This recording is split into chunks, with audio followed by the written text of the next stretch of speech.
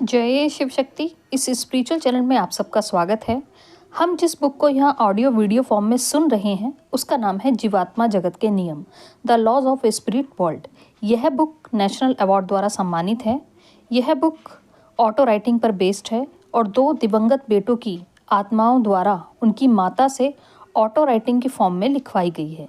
यह एक आध्यात्मिक बुक है और किसी भी जाति धर्म से इसका कोई लेना देना नहीं है, इसलिए यह बुक हमारी स्पिरिचुअल ग्रोथ में सहायक है। बस चेतावनी ये है कि खुद से कभी भी ऑटो राइटिंग करने की चेष्टा ना करें, क्योंकि यह कला ईश्वर द्वारा किसी खास को दी जाती है और जानबूझकर ऐसा करना आपके लिए हानिकारक हो सकता है। चैनल को सब्सक्राइब करके, वीडियो को लाइक एंड शेयर करके आप इस आध्यात्मिक विकास की मुहिम में हमारी सहायता कर सकते हैं। साथ में बने रहिए। धन्यवाद। सुनते हैं बुक की समरी। हेलो फ्रेंड्स, आज नया टॉपिक शुरू करते हैं। नाम है आत्महत्या। जीवन का अंत करना पूरी तरह ईश्वर के नियम के विरुद्ध है। ईश्वर ने यह जीवन आपको दिया है, आपको इसे समाप्त करने का कोई अधिकार नहीं है। आपको अपनी समस्याओं से जूझना है, आपको दुष्टता से लड़ना है, आपको अपनी आत्मा को शुद्ध करना है। प्रश्न, पृथ्वी पर ऐसे बहुत सारे लोग हैं, खासकर युवा, जो आत्महत्या कर लेते हैं। इन आत्माओं का क्या होता है? जब ये आत्माएं जीवात्मा जगत में आती हैं तो वे बहुत दुखी महसूस करती हैं, क्योंकि उन्हें एहसास हो जाता है कि उन्होंने बहुत गलत फैसला लिया है। पृथ्वी पर रहकर अपनी जीवन यात्रा पूरी करने की बजाय वे इसे बीच में छोड़कर अपनी जिंदगी को समाप्त कर लेते हैं। पृथ्वी पर यह आपके सबसे बुरे फैसलों में से एक होता है। अपनी जिंदगी को अपने ही हाथों समाप्त करना आपकी आत्मा को पहुंचाया जाने वाला सबसे बड़ा नुकसान होता है। प्रश्न, लोग जिस तर्क का उपयोग करते हैं वह यह है कि मनुष्य के पास स्वतंत्र इच्छा होती है। क्या हम अपने जीवन को समाप्त करने के लिए स्वतंत्र नहीं है? अपने जीवन को समाप्त करने का फैसला आपका हो सकता है, लेकिन आप ईश्वर के नियमों के अधीन ही रहेंगे, और जब आप इन नियमों को तोड़ते हैं तो उनके परिणाम भी आपको ही भुगतने होते हैं। आपका शरीर आपका मंदिर है। ईश्वर द्वारा आपको शरीर इसलिए दिया गया है ताकि यह आपकी जीवात्मा के लिए एक स्वस्थ वाहन के रूप में काम कर सके। जब आप इस मंदिर को ध्वस्त करते हैं तो आप सृष्टि के मूल तत्व जीवन को ही नकार देते हैं। आत्महत्या से असली नुकसान आपकी जीवात्मा का होता है। आध्यात्मिक रूप से आप एक पूरा लोक नीचे गिर जाते हैं और अपनी आत्मा के लिए बड़ी मात्रा में नकारात्मक कर्म संचित कर लेते हैं। आपको पृथ्वी पर फिर से आना होगा और दुगनी मुश्किलों से भरी उन्हीं परिस्थितियों का सामना फिर से करना होगा। आपकी परीक्षा और प्रशिक्षण भी दुगने मुश्किल हो जाते हैं। जब कोई व्यक्ति आत्महत्या करता है तो वह ईश्वर को दी गई अपनी कसम तोड़ता है। कभी कभी मनुष्य जिस दुख से गुजरता है वह उसके लिए असहनीय होता है। हम सभी पृथ्वी पर अपने कर्मों का हिसाब चुकाने और अपनी आत्मा के विकास के लिए परीक्षा और प्रशिक्षण से गुजरने के लिए आते हैं। कभी कभी हमें ढेर सारे कर्मों का हिसाब चुकाना होता है, अथवा हमने बहुत मुश्किल परीक्षाओं को चुन लिया होता है। जिस कष्ट से होकर हमें गुजरना पड़ता है और जिन परिस्थितियों का सामना करना पड़ता है वे बहुत ही गंभीर और कठिन हो सकती हैं, लेकिन हमें हर हाल में अपनी जीवन यात्रा पूरी करनी चाहिए। मनुष्य जो महसूस नहीं कर पाता है वह यह है कि उसका दुख असहनीय होने के बावजूद भी जो दुख वह आत्महत्या के द्वारा दूसरों को देता है वह उतना ही असहनीय है। आत्महत्या एक स्वार्थी कर्म भी है। जिस वक्त व्यक्ति दुख से घिरा होता है वह दूसरों के बारे में नहीं सोचता। जिस दुख से होकर आप गुजरते हैं वह केवल आपको अपने बारे में सोचने के लिए मजबूर करता है। लेकिन जरा सोचिए, आपके प्रियजनों का क्या होगा? जरा सोचिए उन सब का क्या होगा जिन्हें आप अपने पीछे छोड़कर जाएंगे। आप न केवल अपने बुरे कर्म बढ़ाकर अपनी ही जीवात्मा को नुकसान पहुंचाते हैं, बल्कि दूसरों की जीवात्माओं को भी नुकसान पहुंचाकर कर्मों का बोझ बढ़ाते हैं। कुछ लोग कहेंगे कि उनका कोई नहीं है और इसी कारण उन्हें लगता है कि उन्हें अपनी जान दे देनी चाहिए, लेकिन शायद ये उनके कर्मों का फल है, अथवा शायद उन्हें जांचा जा रहा है कि इस अकेलेपन के बावजूद भी वे कितने साहसी बने रह सकते हैं। आपके स्वार्थ के कारण आपकी समस्याएं अपने वास्तविक रूप से अधिक गंभीर दिखाई पड़ती है। प्रश्न, इन दिनों अकेलापन एक बड़ी समस्या बन गया है। लोगों के परिवार होने के बावजूद वे अकेला महसूस करते हैं। पृथ्वी पर इतना अकेलापन क्यों है? अकेलेपन की इस भावना के पीछे 2 कारण हैं। पहला, पृथ्वी पर आप एक पूर्ण आत्मा नहीं होते, क्योंकि जब आप जुड़वा आत्माओं की अवधारणा से परिचित हो चुके हैं आप यह महसूस करेंगे कि आप पूर्ण आत्मा का केवल आधा हिस्सा है। और जो अकेलापन आप महसूस करते हैं वे अपनी जुड़वा के लिए होता है। बहरहाल जब आप इसे समझ लें तो आपको इस बात का पूरा ख्याल रखना चाहिए कि आपको पृथ्वी पर उस पूर्णता के एहसास को हासिल करना है, क्योंकि यह आपकी परीक्षा है। अपने आध्यात्मिक जीवन कार्य को पूरा करने से पृथ्वी पर पूर्णता का एहसास करना बिल्कुल असंभव है। एक बार जब आपको अपने जीवन का सही उद्देश्य पता चल जाएगा तो आप शांति का अनुभव करेंगे। खालीपन की भावना तब उठती है जब आपका अवचेतन मन आपसे यह कहता है कि आप धरती पर अपने जीवन कार्य को पूरा नहीं कर रहे। दूसरी बात, आपका अवचेतन मन जानता है कि पृथ्वी आपका असली घर नहीं है। वह जीवात्मा जगत उच्चतर लोगों की शांतता और समूह आत्माओं और प्रियजनों की संगत के लिए व्याकुल रहता है। असंतुष्टि का अनुभव करने के लिए आप इसे बहाना नहीं बना सकते। संतुष्ट महसूस करना पृथ्वी पर आपकी सबसे बड़ी परीक्षाओं में से एक है और इसमें आपको किसी भी तरह सफल नहीं होना है। शांति प्राप्त करने के लिए मृत्यु की प्रतीक्षा मत कीजिए। जीवात्मा जगत में शांति पाने के लिए आपको पहले पृथ्वी पर शांति प्राप्त करना सीखना होगा। अकेलापन इसी संघर्ष का एक हिस्सा है और इससे अच्छी तरह निपटा जाना चाहिए।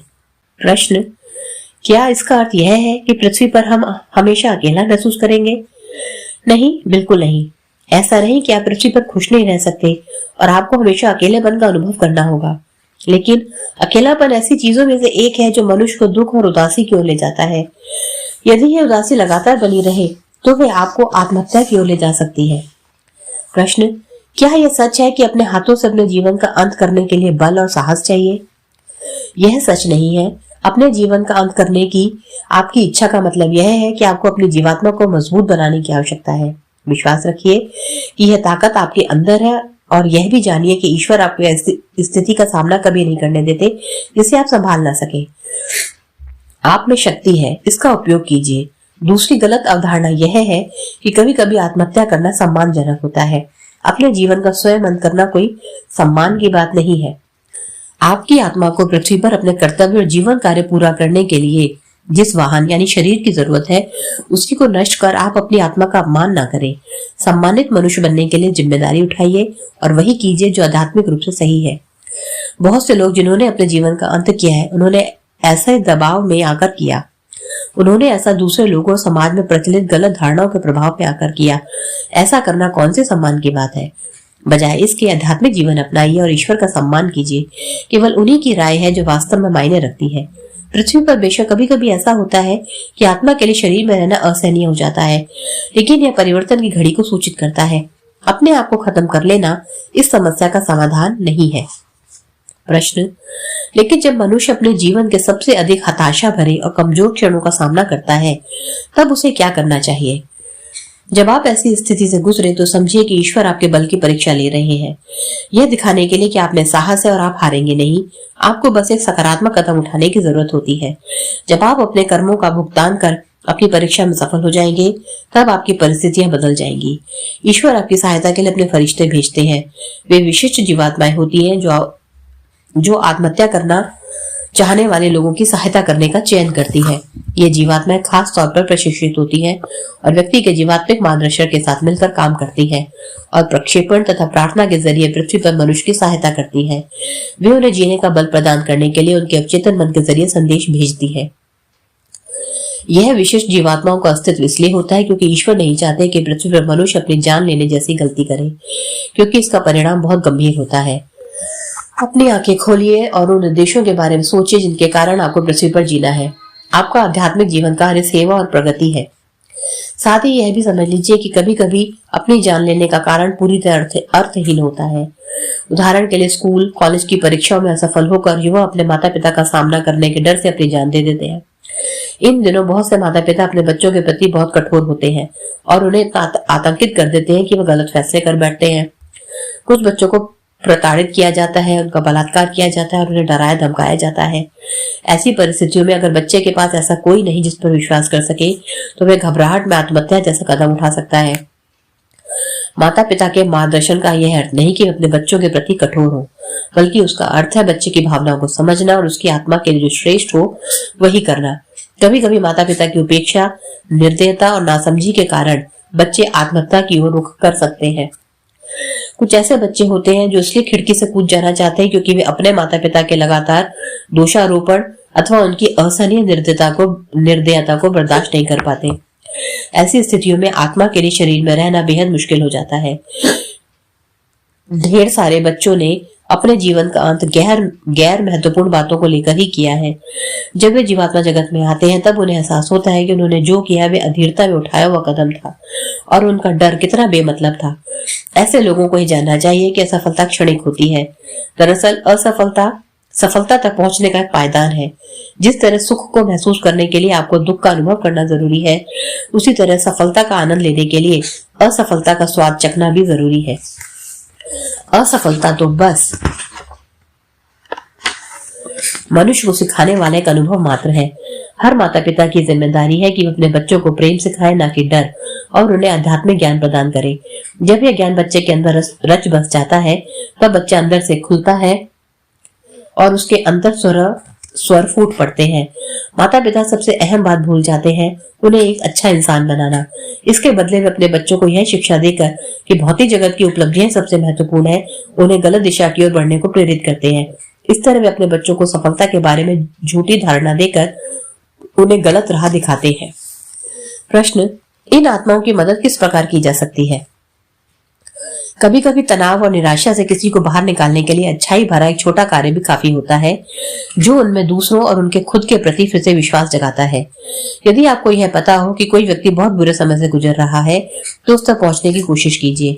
यदि आप किसी व्यक्ति को उसकी परेशानी और उसके दुख का सामना करने में मदद करते हैं तो आपको आशीर्वाद प्राप्त होते हैं।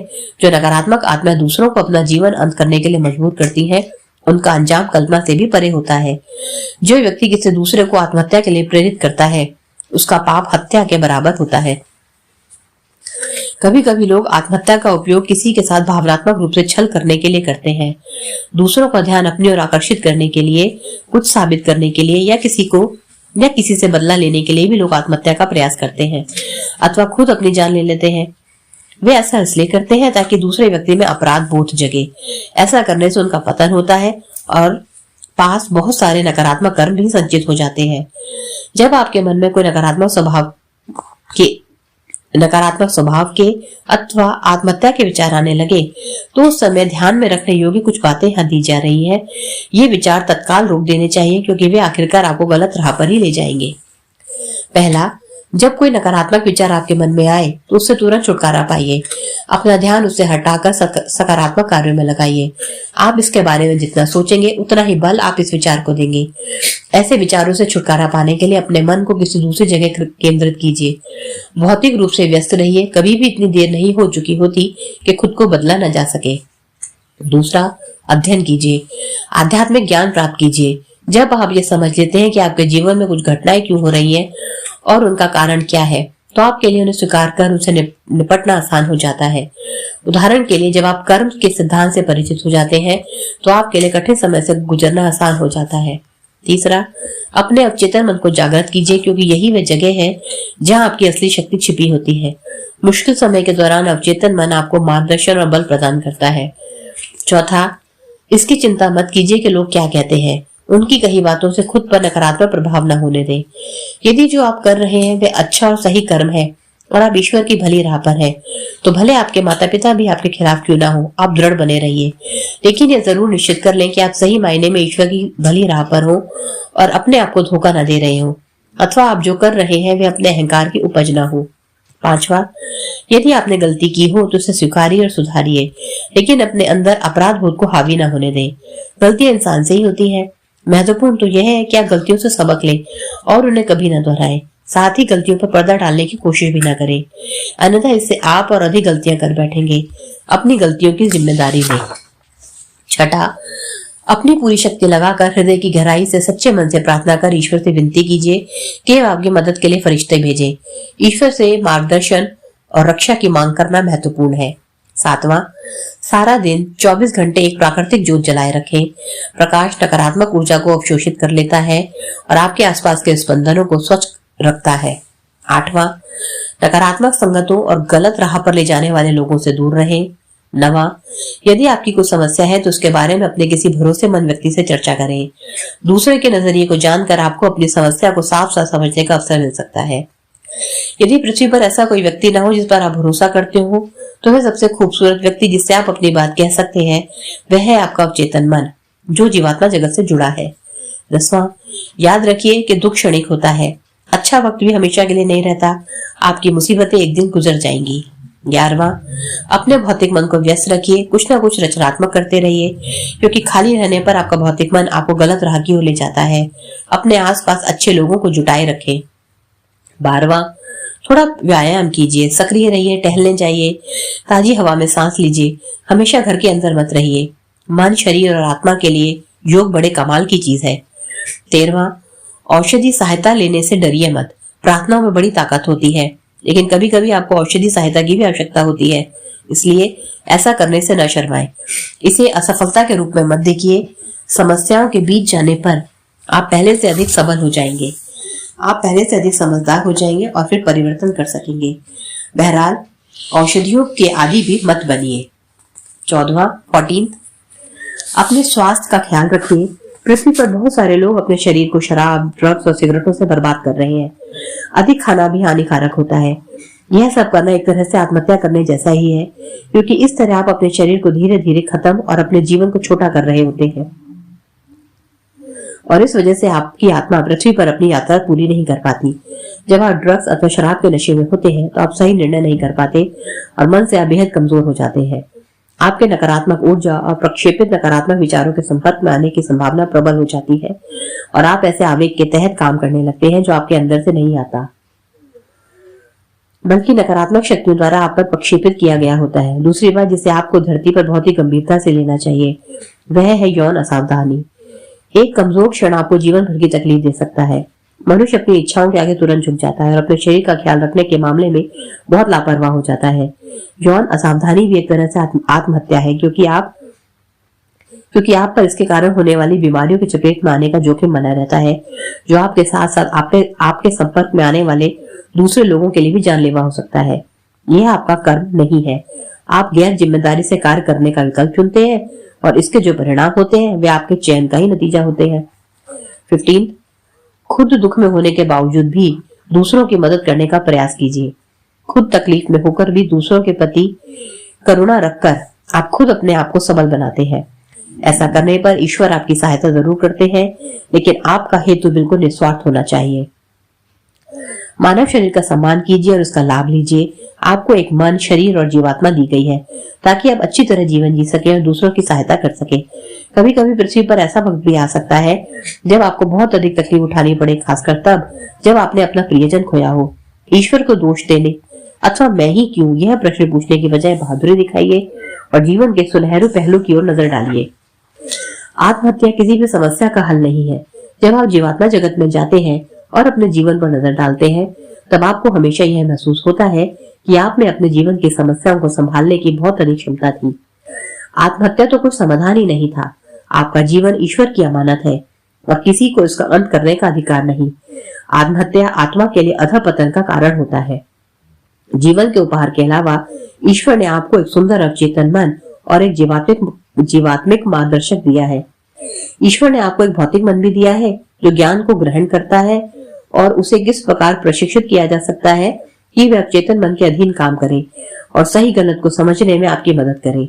आपको इतनी सहायता और इतनी सुरक्षा दी गई होती है कि आपको यह विश्वास रखना चाहिए कि चाहे कितनी भी बाधाएं आपके जीवन में क्यों ना आए, आप उनका सामना कर सकते हैं। आज के लिए इतना ही। धन्यवाद।